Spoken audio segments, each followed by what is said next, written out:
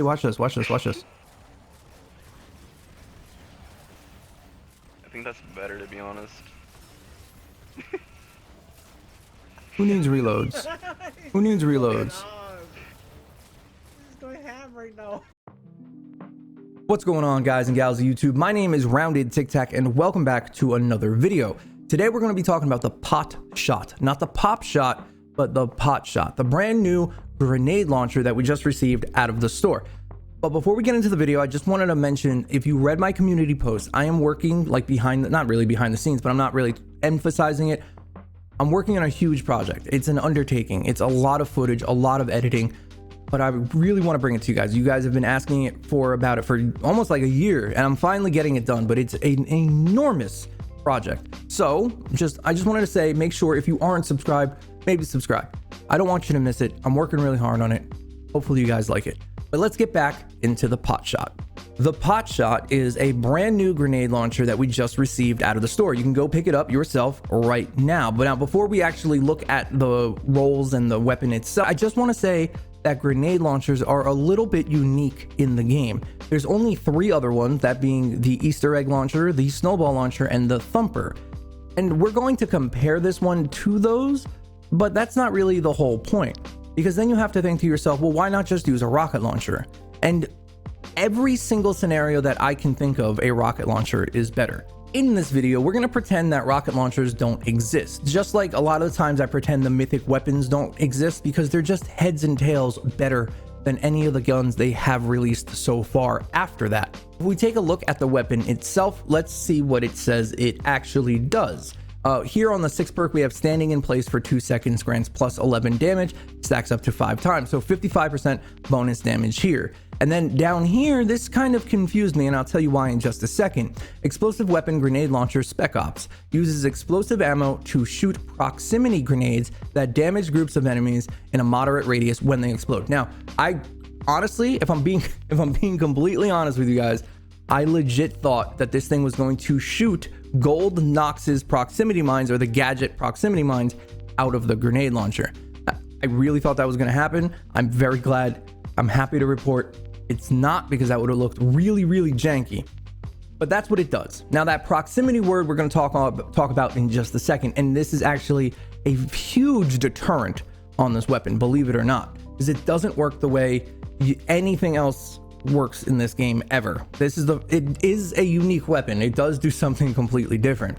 But let's take a look at the base stats here, because there's something to mention as well. We have damage of 300,000, critical hit chance at 38%, critical hit damage at 185. You'll notice here that it's only 185 because we cannot roll 2 crit damage rolls anywhere where you normally would, which is a weird thing, because they recently went back and made it so we can roll the older weapons in a better form, and then they give us a brand new weapon that is missing the quote-unquote meta weapon, meta rolls. There's no way to roll crit rating, crit damage on this weapon. So the best you can do is crit damage, energy, crit rating, and damage.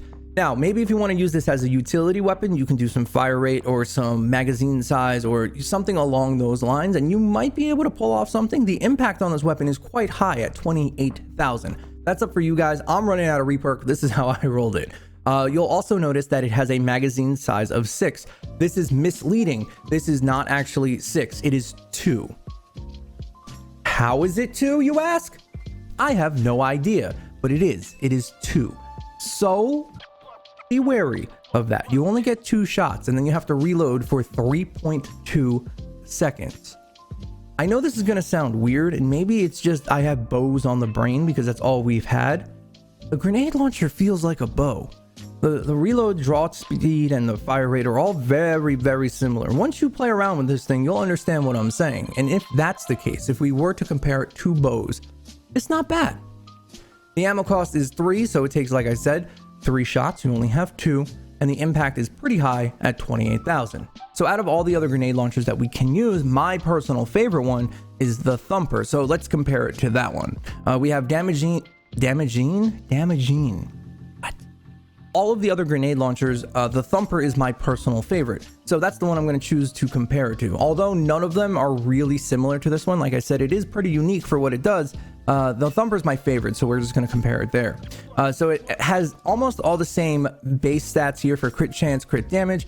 The damage is much lower here at 83,000 versus 300,000 on the PotShot, but the fire rate is 1.75 versus 0.65. So you're almost getting 3 more shots per second than you do with this one. The magazine size here is a giant 10 for how much this thing actually does with a proper build, and the range is 512, and range on rocket launchers means how big the explosion radius is. Where it does lose out though is the impact at only 10,000. Does that really matter? No, which again I'll show you why, but I just wanted to give you a comparison here to see exactly what you're getting when you level up this weapon.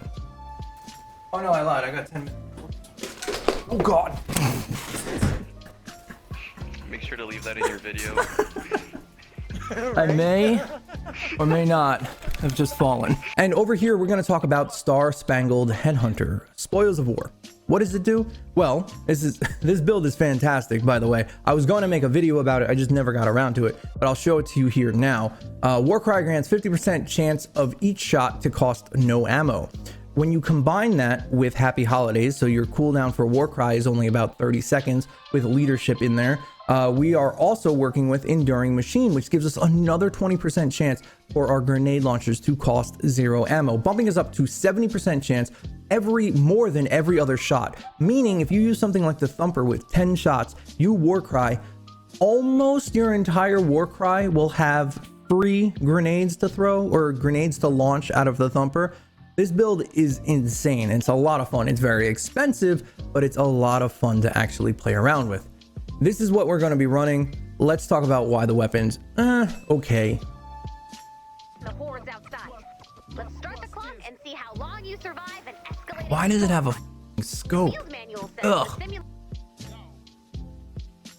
So the first thing you're going to notice when you equip this weapon and go into a mission is that it has a scope. Why does it have a scope? Well, I couldn't tell you that, but maybe they were just going for a sleek military feel, which they nailed it. It came out pretty good, but it doesn't need it. And me being me, I absolutely hate scopes, especially in this game.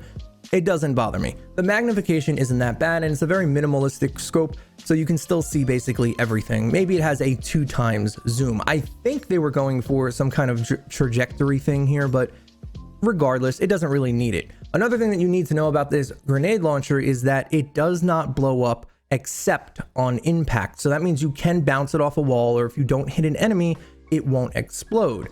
That's not 100% true, because let's go back to that proximity in the small text. Now on this first wave here, we didn't notice it because of the angle on the wave, but you can see the damage is pretty decent at 1.8 million without a Warcry, fully stacked on the 6th perk, all the way up to 2.3 million with a Warcry, and this is without Battle Beat or Totally Rocking Out.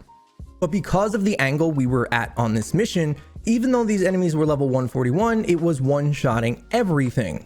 We didn't notice what was actually going on. That word proximity is meant to be one thing and one thing alone.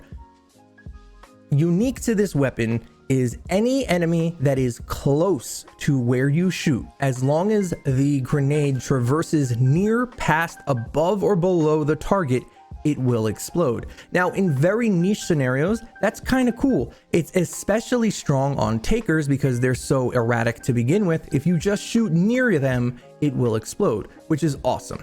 But what we found out, and what you'll see now in the footage, is that it really was a detriment to the weapon more than that. More often than not, what would happen is there would be a small husk or a leaper husk jump up and ignite the grenade and leave it to only hit him, and everything behind him ended up staying alive. Now, what we did try to do to combat this problem was use it as like an air burst and shoot above the husks, and that does work, but the margin for error is very, very small. If you shoot a little too low, you will ignite too early, and if you shoot a little too high, you will miss completely.